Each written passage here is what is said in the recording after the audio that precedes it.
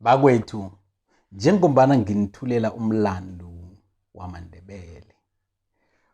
UNdzundza ubeletha uMrhetjha.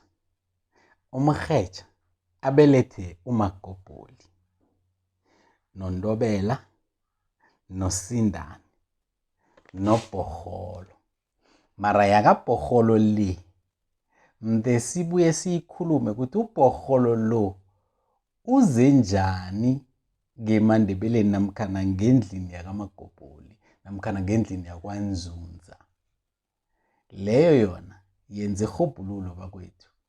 Uzayithola ukuthi kuza njani sibe noNdzundza, noNdobela, noSindeni bese kuba noBhorholo. Ya.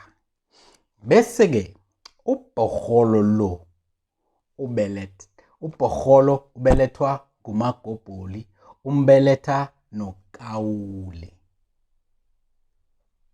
Stay tuned.